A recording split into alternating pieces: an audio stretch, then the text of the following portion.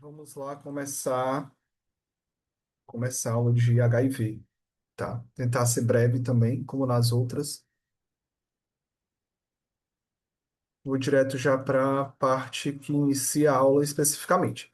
Então, assim, o mais importante para vocês é saberem como fazer a profilaxia da transmissão vertical do HIV, tá? Então, o principal é saber como fazer a profilaxia da transmissão vertical do HIV.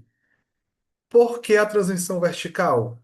Porque geralmente, virtualmente, 100% das crianças que têm HIV por menos de 5 anos de idade adquiriram o vírus por meio dessa transmissão, ou seja, a mãe passou para o filho, ou na gestação, ou no período ali próximo do parto, periparto, ou também transmissão por meio do leite materno. Então, virtualmente, 100% das crianças que têm HIV antes de 5 anos de idade adquiriram o vírus por meio da transmissão vertical. Logo, vocês precisam saber como fazer essa profilaxia durante o período periparto para que a criança não adquira o vírus e como identificar se essa criança acabou por ser infectada ou não, tá? Então, percebe-se que há um bom tempo está ocorrendo uma redução da transmissão vertical em países desenvolvidos. E desde 1996, no Brasil também começou a ocorrer uma queda, exatamente porque começou a ser realizada a profilaxia da transmissão vertical, com a aplicação de algumas medicações, com a a implementação de algumas medicações no período neonatal, que podem barrar essa transmissão. Para que eu faça essa avaliação, para que eu faça essa profilaxia, eu tenho que saber exatamente quais são os períodos que são mais frequentes de ocorrer essa transmissão, ou onde há maior probabilidade de ocorrer essa transmissão.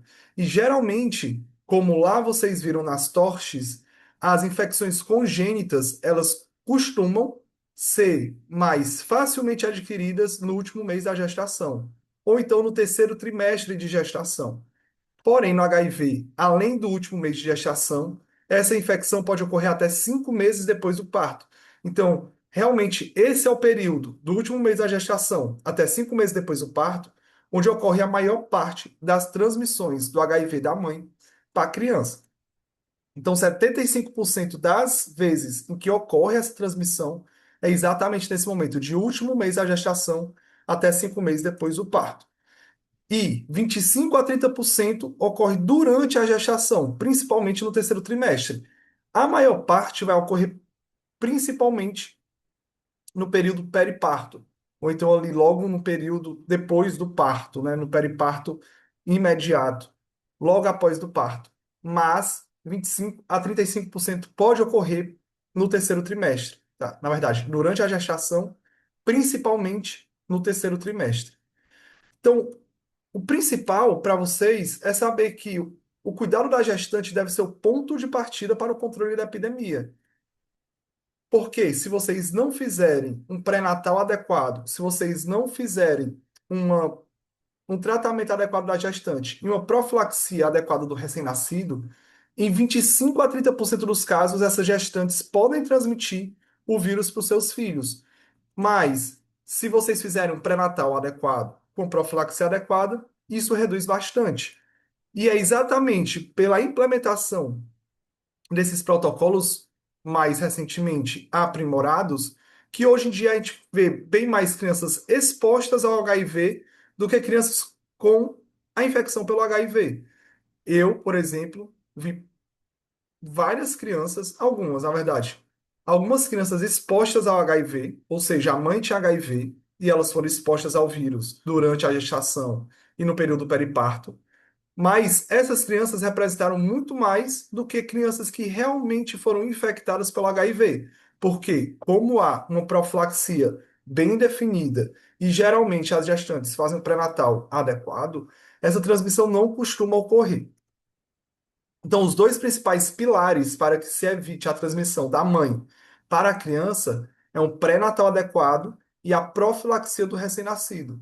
O pré-natal, geralmente essa paciente tem que ser acompanhada no local adequado para fazer o tratamento direitinho, para avaliar a carga viral e avaliar a adesão à medicação que ela tem que tomar.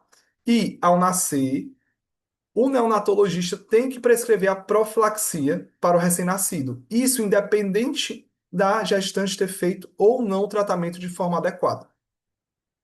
Claro que, se fizer de forma adequada, a profilaxia vai ser de um jeito. Se fizer de uma forma inadequada, a profilaxia vai ser de outra forma. Tá. Mas quem é que vai precisar fazer essa profilaxia? Todos os recém-nascidos que foram expostos vão fazer a profilaxia. Ah, mas a mãe tratou direitinho, carga viral está indetectável, não teve falha de adesão ao tratamento, fez tudo adequadamente durante a gestação. Não importa. Esse recém-nascido também vai fazer a profilaxia. Vai ser diferente, mas também vai fazer a profilaxia. Ah, a mãe tratou inadequadamente, não estava fazendo uso da medicação, carga viral está positiva, também vai fazer a profilaxia. Só vai ser de uma forma diferente. Então, todos os recém-nascidos que nasceram, né, se eles são recém-nascidos, eles nasceram, obviamente. Mas todos os recém-nascidos, filhos de mães que viviam com HIV ou que vivem com HIV, vão fazer a profilaxia. E aí, como é que eu vou fazer? Depende. Depende de principalmente dois fatores: a idade gestacional que aquela criança nasceu e o risco, se o paciente tem um baixo risco para adquirir ou se o paciente tem um alto risco de adquirir. Ou podemos formular a frase de outra forma: se aquela mãe tem um baixo risco de transmitir a infecção para o seu filho ou se ela tem um alto risco de transmitir a infecção para o seu filho. Então, como é que eu vou fazer? As duas primeiras perguntas que a gente vai avaliar vão ser: qual a idade gestacional desse paciente e qual o risco dele adquirir o HIV? Então, o primeiro passo vai ser definir se há alto risco de transmissão ou baixo risco de transmissão. Se aquela gestante tem uma alta probabilidade de passar a infecção para o seu filho ou se ela tem uma baixa probabilidade de passar a infecção para o seu filho. E eu vou ver isso a partir dessa tabelinha do Ministério da Saúde. A gente percebe aqui que o alto risco existem vários fatores que classificariam como alto risco. Mais baixo risco, se a gente for perceber, você precisa de apenas três coisas. Então, como é que a gente pode fixar de forma melhor? Como é que a gente pode simplificar? Eu tenho que saber o que é um baixo risco de transmissão e, caso não seja um baixo risco, é um alto risco de transmissão. Simples. Eu não preciso fixar o que seria tudo o que indicaria um alto risco. Eu tenho que fixar o que é um baixo risco. Se a gestante não for uma gestante de baixo risco para a transmissão do HIV para o seu filho, ela é uma gestante de alto risco. Então, quando é que eu vou dizer que essa gestante tem baixo risco de transmissão? Principalmente se, na verdade, principalmente se não.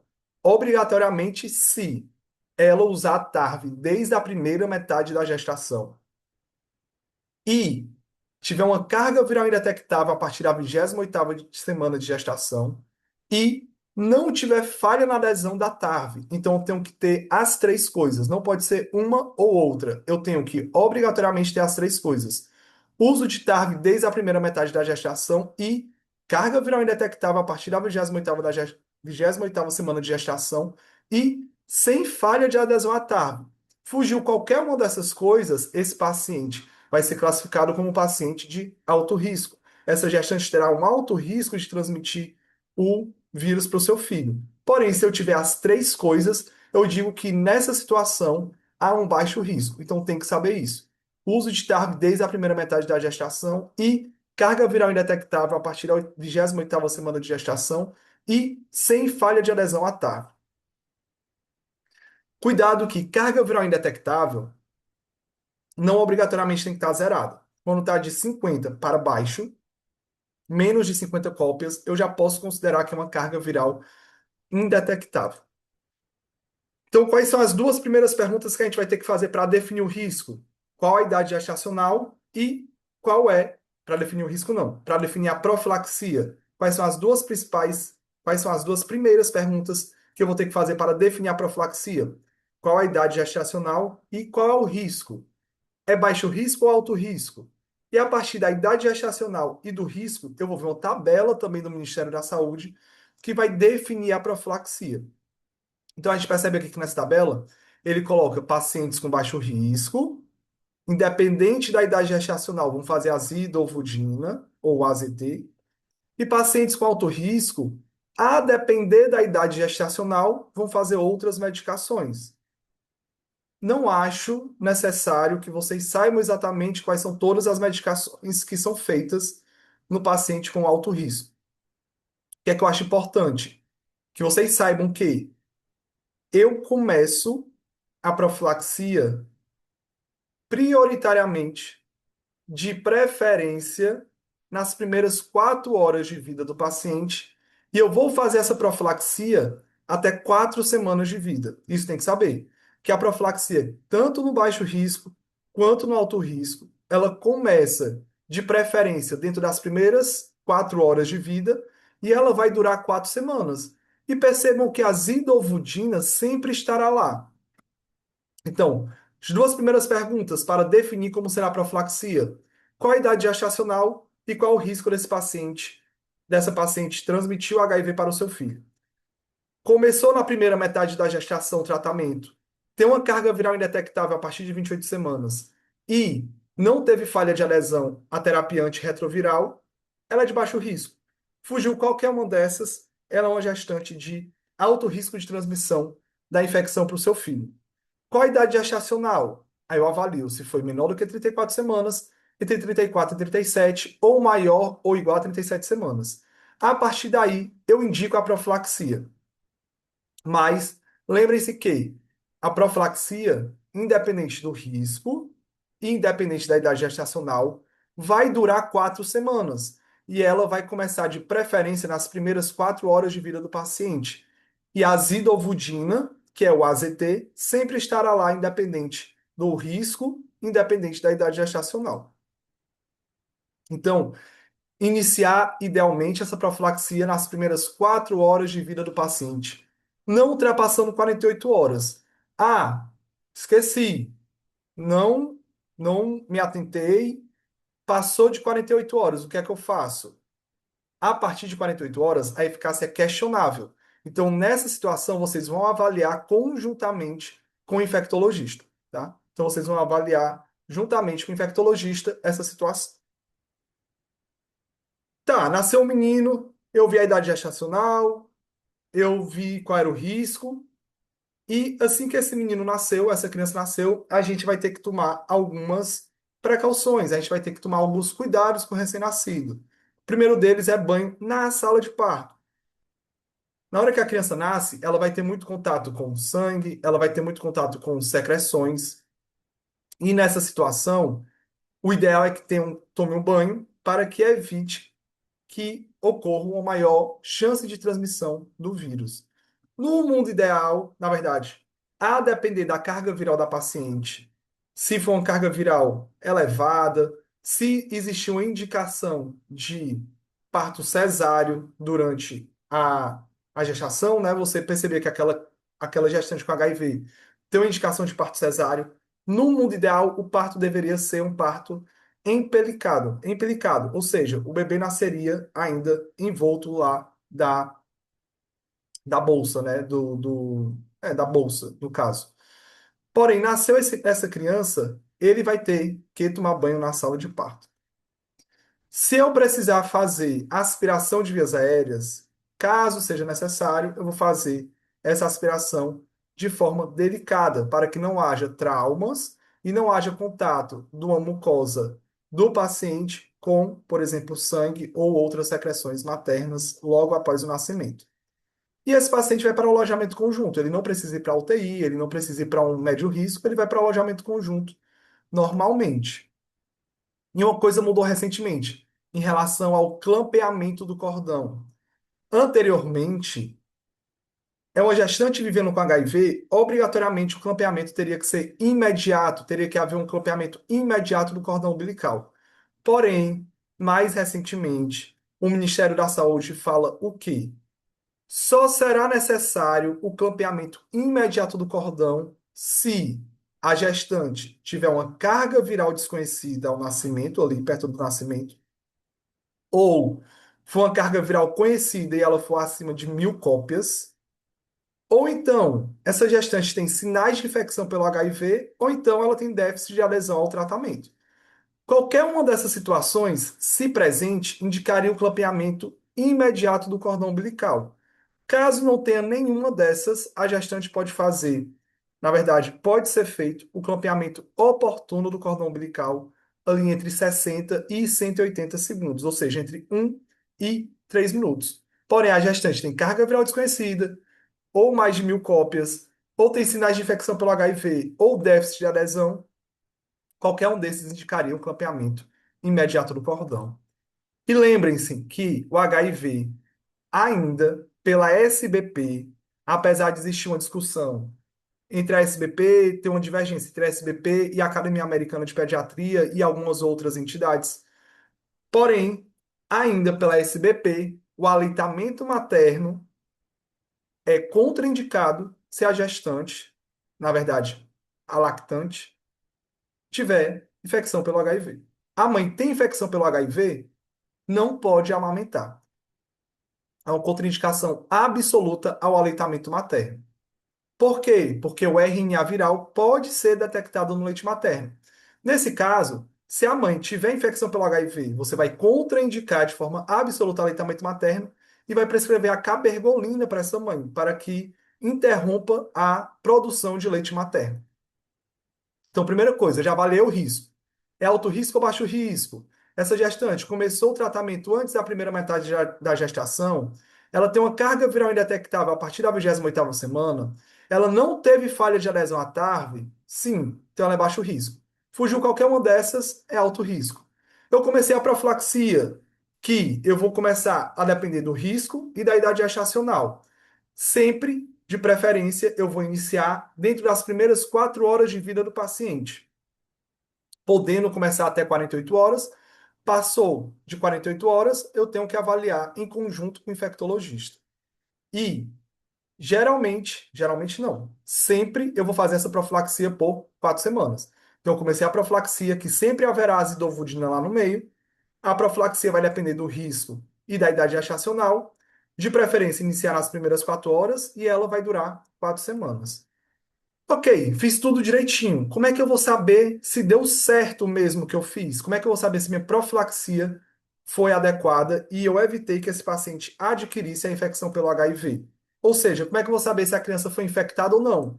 Que é a mesma coisa de eu perguntar, como é que eu vou saber se a criança tem ou não o diagnóstico agora? Logo, eu tenho que saber como é que é feito o diagnóstico em crianças pequenas em relação ao HIV. Antes de 18 meses, eu não vou poder usar métodos sorológicos. A mãe pode transmitir anticorpos para o filho e esses anticorpos podem ficar positivos. Então, se eu pedir um anti-HIV de uma criança de, sei lá, 3 meses de vida, provavelmente vai estar positivo porque a mãe passou os anticorpos para o filho. Isso não significa que ele vai ter a infecção. Então, em crianças com menos de 18 meses, eu não posso lançar mão de métodos sorológicos. Eu vou ter que pedir, principalmente, dois exames, que são carga viral do HIV e DNA proviral. Geralmente, o rastreio eu vou fazer com a carga viral.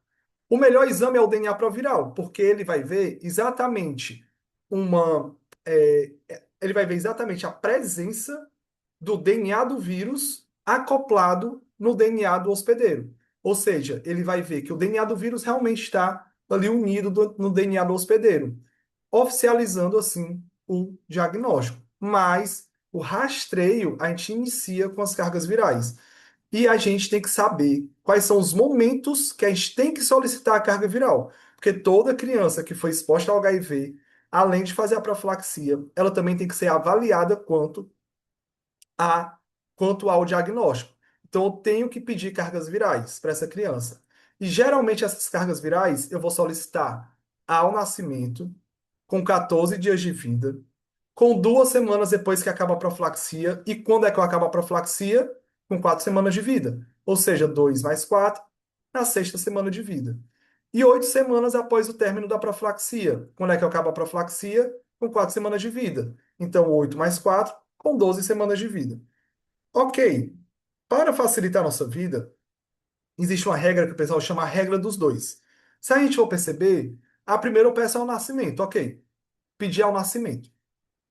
De preferência antes de iniciar a profilaxia. Então, antes de iniciar a profilaxia, que se inicia com quantas horas? De preferência com 4 horas, eu vou pedir a primeira carga viral. Então, o que seria a regra dos dois? Pedir ao nascimento, pedir com 2 semanas de vida, pedir 2 semanas após terminar a profilaxia e pedir 2 meses depois que terminar a profilaxia. Então vocês percebem que é o nascimento, 2 semanas, 2 semanas depois que acaba a profilaxia, ou seja, 2 mais 4, 6, e 2 meses depois que acaba a profilaxia, ou seja, 8 semanas mais 4, 12 semanas de vida. Também tem que saber esses momentos de solicitação de carga viral. E de preferência, a primeira antes de iniciar a profilaxia, que de preferência se inicia nas primeiras 4 horas de vida. Tá, pedi. Como é que eu vou fazer o diagnóstico desse paciente? Então tem todo esse fluxograma. Vou tentar explicar aqui de forma mais menos assustadora esse fluxograma. Então pedi a carga viral. Se não deu detectável, eu continuo o fluxograma de ao nascimento, com 2 semanas de vida, com 6 semanas de vida e com 12 semanas de vida. Ok. Mas se em qualquer momento alguma delas for detectável, eu vou começar já o tratamento. Partindo do pressuposto que talvez realmente essa criança tenha a infecção pelo HIV, eu vou pedir também uma nova carga viral ou um DNA proviral. Então, deu positivo alguma carga viral, inicio o tratamento e peço ou uma nova carga viral ou DNA proviral. De preferência, um DNA proviral. Porque se ele vier positivo, eu já posso dizer que esse paciente está infectado e eu já inicio o tratamento. Na verdade, eu já oficializo aquele tratamento que eu já tinha iniciado previamente, o preemptivo. Tá? Então, pedi uma carga viral, deu positiva, eu peço DNA proviral. Deu positivo, fechou o diagnóstico. Pedi uma carga viral, deu positiva, eu peço DNA proviral. Deu negativo, aí eu continuo a investigação conforme aquele fluxograma anterior. Ao nascimento, com 2 semanas, com 6 semanas e com 12 semanas. Ok. Supondo que eu não tenha disponível ainda o DNA proviral, eu só tenho disponível nova carga viral. Então, pedi a carga viral, deu positiva, eu peço uma nova carga viral. Ela deu negativa, eu continuo a investigação conforme o fluxograma anterior. Porém, ela deu positiva acima de 100, eu também, nesse caso, posso dizer que o paciente tem um diagnóstico. Entretanto, se ela der positiva abaixo de 100, eu tenho que pedir o DNA proviral para continuar a investigação. E aí, no caso, se o DNA proviral der positivo, aí eu fecho o diagnóstico. Ou se ele deu negativo, eu continuo a investigação. Então, pedir a carga viral positiva, peço DNA proviral ou a nova carga viral. Pedi um novo DNA proviral, na verdade, pediu o DNA proviral e deu positivo, fechou o diagnóstico. Pediu o DNA proviral e deu negativo, continua o fluxograma. Não consegui pedir o DNA proviral, pediu uma carga viral, ela deu positiva acima de 100, fechou o diagnóstico. Ela deu positiva abaixo de 100, peço o DNA proviral. Ela deu negativa, eu continuo o fluxograma. E é interessante também que quando eu pedir essa nova carga viral ou o DNA proviral, eu também tenho que solicitar a genotipagem. A genotipagem, ela basicamente vai ver ali a conformação daquele vírus do HIV para indicar da melhor forma o tratamento. Claro que eu não vou atrasar o tratamento esperando a genotipagem. Eu peço a genotipagem, vocês veem aqui que deu a primeira positiva, eu já começo o tratamento. Deu uma segunda ali positiva, como DNA proviral ou carga viral acima de 100, eu vou manter ali um tratamento pensando que aquela criança realmente tem HIV, né? Porque eu confirmei o diagnóstico, se esse der maior do que 100, ou o DNA proviral der positivo. E depois, quando chegar a genotipagem, eu ajusto o meu tratamento caso necessário. Mas, de forma análoga à hemocultura, que a gente não espera sair o resultado da hemocultura para fazer antibiótico terapia, é que eu não espero o resultado da genotipagem para começar o tratamento, tá? É, Então, quando é que eu vou dizer que a criança tem infecção pelo HIV?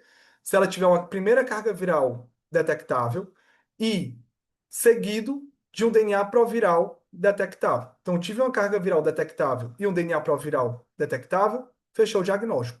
Ou, se eu tiver duas cargas virais detectáveis, sendo o segundo valor igual ou superior a 100. Mas se eu tiver quatro cargas virais negativas, a criança estiver bem clinicamente e ela não amamentou, eu posso dizer que de forma presumida, ou seja, presumivelmente, ela não foi infectada. Nesse momento, eu vou suspender a profilaxia do PJ, que lá na frente eu vou falar exatamente o que é isso, tá?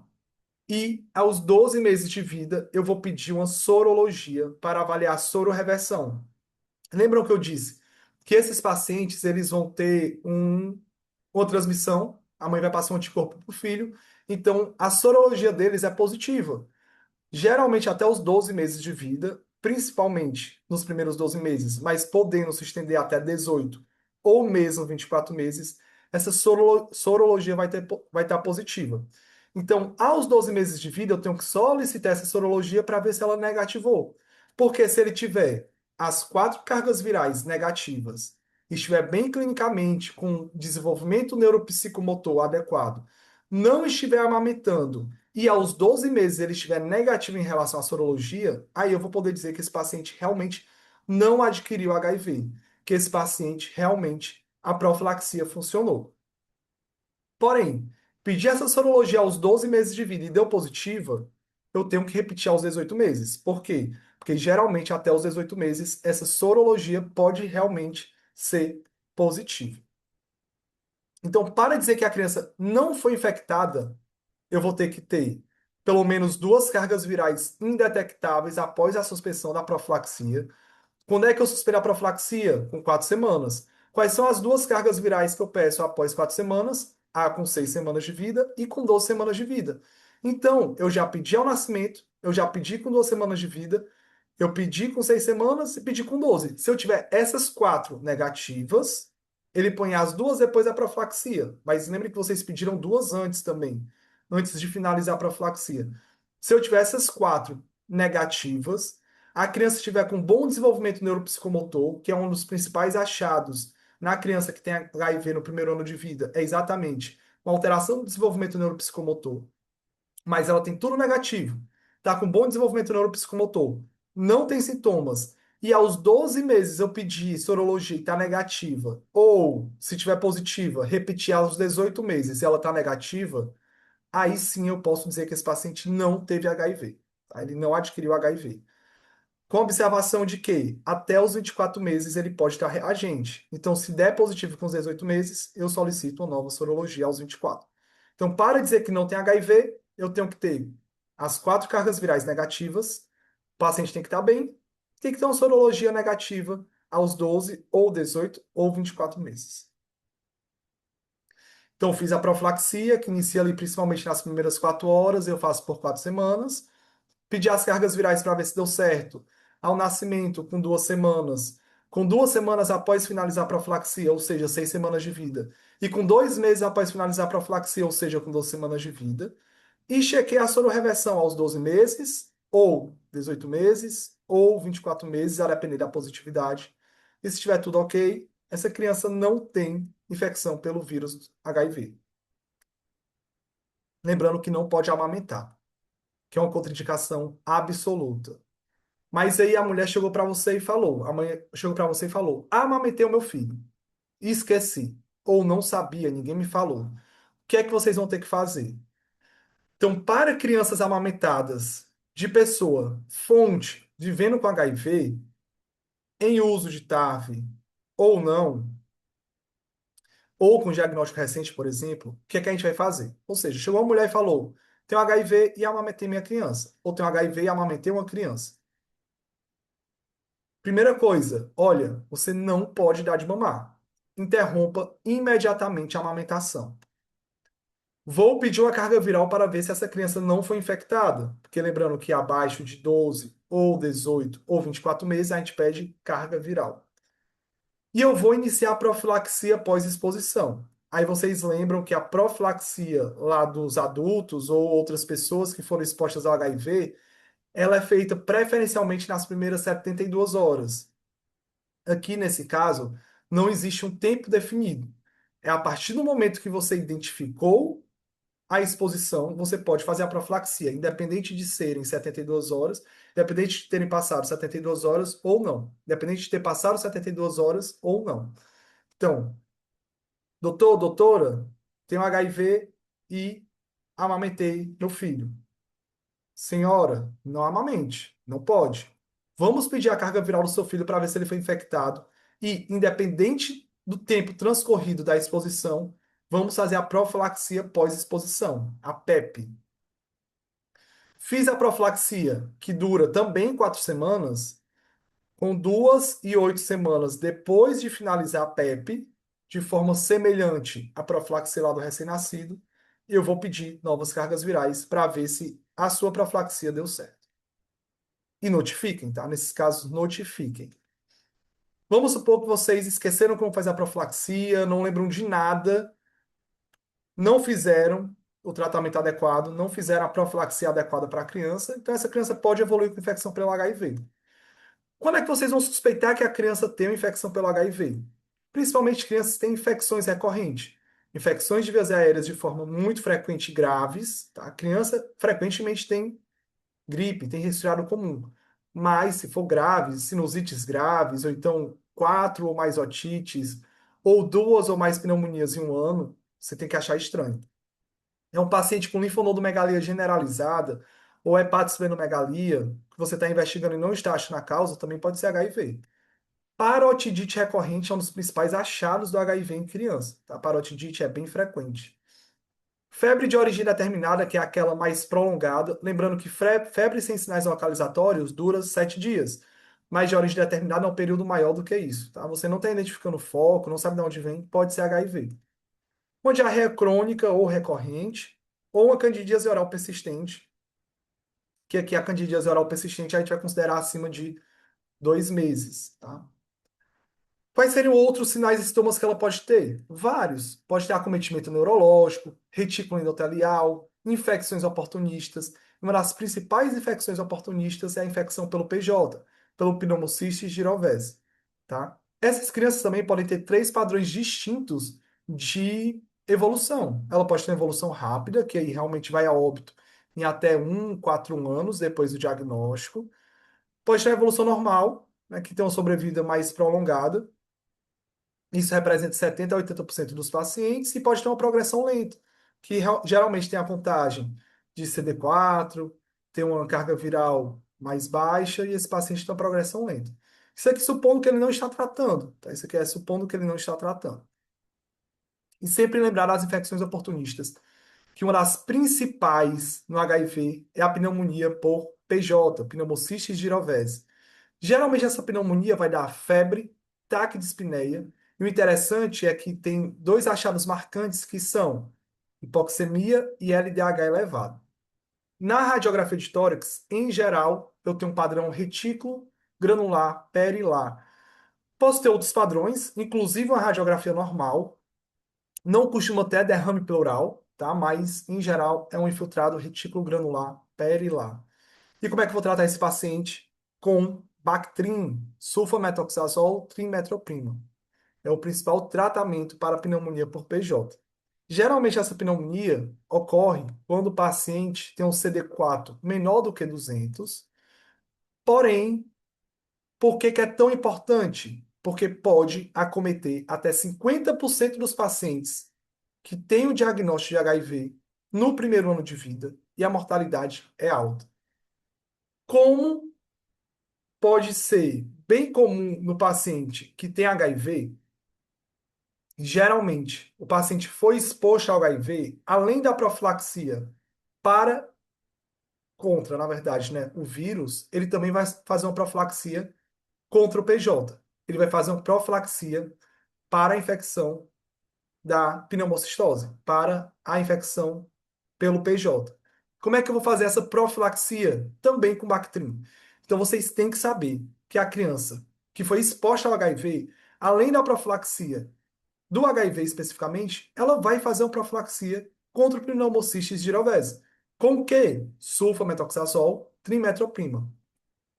Então, para todas as crianças expostas ao HIV, a partir da 4ª semana de vida, que é quando finaliza a profilaxia do HIV, Até que tenham pelo menos duas cargas virais indetectáveis às 6 semanas e com 12 semanas de vida, eu vou fazer essa profilaxia para o PJ. Com o quê? Com Bactrim, com sulfametoxazol, trimethoprim. Então, todas as crianças que foram expostas ao HIV a partir de 4 semanas, até possuírem as cargas virais de 6 semanas e 12 semanas indetectáveis, vão fazer essa profilaxia. Claro que, se você confirmar o diagnóstico de HIV, essa profilaxia vai ter que ser mais prolongada, porque 50% dos pacientes podem ter infecção pelo PJ no primeiro ano de vida, caso tenham HIV. Então, vou fazer essa profilaxia até o final do primeiro ano de vida. E depois vai depender da contagem de CD4 e etc. Mas tem que saber que a partir de 4 semanas, quando eu finalizar a profilaxia para o HIV, eu começo a profilaxia para o PJ, pneumocystis girovese, com sulfametoxazol, trimetoprim ou Bactrim. Tá? Até quando? Até ter a carga viral de 6 e 12 semanas de vida negativas. Posso ter outras infecções oportunistas, como tuberculose, herpes zoster, herpes. Lembrando que essas infecções costumam ser mais persistentes e mais graves. E eu posso ter uma monilíase por mais de 2 meses. É normal criança ter monilíase ou candidíase oral. Mas, se for por mais de 2 meses, tem que chamar atenção e tem que pensar em HIV ou erros inatos da imunidade. Então, lembrando, profilaxia para o PJ é feita com sulfametoxazol, trimetoprima, Bactrim. Em crianças é mais comum a transmissão vertical. Mães que possuem infecção pelo HIV podem amamentar? Não. Amamentou, você orienta que ela pare, você pede carga viral, você inicia a profilaxia independente do tempo transcorrido, você notifica e depois de 2 e depois de 8 semanas eu peço novas cargas virais para ver se a profilaxia deu certo. Essa profilaxia também é feita por 4 semanas. Exames abaixo de 18 meses, que eu peço para dar o diagnóstico, carga viral e DNA proviral. E a gente também tem que lembrar da transmissão horizontal. A gente falou praticamente agora tudo de transmissão vertical, mas também precisamos lembrar que existe a transmissão horizontal, que pode ser por via sanguínea, ocupacional, sexual. Lembre que, infelizmente, acontece abuso sexual de crianças, então elas podem adquirir HIV em algumas situações, nessas situações terríveis que acontecem, que, infelizmente, muito provavelmente vocês vão se deparar em algum momento na vida profissional de vocês. Claro que eu tenho estratégias para reduzir o risco, como o uso de preservativo em adolescentes que têm relação sexual, por exemplo, a orientação de não compartilhamento de seringas, testagem de bolsas e hemoderivados e a PEP e a PrEP. PEP, profilaxia pós-exposição e PrEP, profilaxia pré-exposição. Lembrando que adolescentes a partir de 15 anos e mais de 35 quilos, eles podem sim fazer a profilaxia pré-exposição e não precisa do consentimento dos pais, se maior do que 15 anos e 35 quilos. Então, quando é que eu vou usar a PEP? A gente tem que fazer 4 perguntas para saber quando fazer a profilaxia pós-exposição. Primeira, qual foi o tipo de exposição? O material biológico é um material que pode transmitir HIV? A pessoa que foi exposta é reagente? E a pessoa que expôs, né, também é reagente? E qual foi o tempo transcorrido? Então, quais são os tipos de exposição que levam a risco? Percutânea, mucosas, pele não íntegra e mordedura, cis-sangramento. Geralmente, com exposição a líquidos como líquor, sêmen, sangue, fluidos vaginais, líquido articular, líquido amniótico e líquidos serosos. Lembrando que leite materno também transmite e que é uma contraindicação absoluta. Até quanto tempo eu posso fazer essa profilaxia? Em geral, até 72 horas. Porém, lembrem-se que, se for leite materno, não existe essa delimitação de tempo. Leite materno, identifiquei, já começa a profilaxia. Não precisa ser obrigatoriamente até 72 horas, né? É no momento que eu identifiquei. Eu notifico, eu oriento não amamentar mais e eu peço as cargas virais para ver se deu certo. Porém, se foi por exemplo, um adolescente que diz que foi para uma festa, usou drogas injetáveis, não sabe se as pessoas que compartilham, teve um compartilhamento de seringa, não sabe se alguém que usou a mesma seringa tinha uma infecção pelo HIV, e tem mais de 72 horas que ocorreu essa exposição. Infelizmente, não vai ser feita a profilaxia. porque já se passaram mais de 72 horas. Então, nesse caso, não se faz. No aleitamento materno não existe esse tempo definido, tá? E geralmente a profilaxia é feita por 4 semanas, semelhante à do recém-nascido. Lembrando que você deu o diagnóstico de HIV, realmente não deu certo a profilaxia, por algum motivo aconteceu da criança evoluir com a infecção pelo HIV. Como é que eu vou tratar esse paciente? O que vocês precisam saber é que todo paciente com HIV, toda criança com HIV tem que fazer o tratamento, obrigatoriamente. Toda criança com HIV tem que fazer o tratamento, objetivando uma carga viral indetectável. E esse tratamento, em geral, vão ser 3 drogas. Vai ser feito com 3 drogas, tá? E lembrem-se que, quando eu pedir lá as cargas virais e alguma deu positiva, eu peço também a genotipagem para orientar esse tratamento, mas eu não espero o resultado da genotipagem para começar o tratamento. Tá? Mas todas as crianças com HIV vão precisar ser tratadas com a terapia antirretroviral. E geralmente essa terapia vai ter 3 drogas. E aí depende da idade, depende da genotipagem, muda, varia muito a depender da faixa etária. Então, não vejo sentido vocês decorarem isso. Eu quero que vocês saibam que toda criança com HIV vai precisar ser tratada, e esse tratamento geralmente tem 3 drogas, tá? E eu acho que é isso. Parar aqui, parar aqui.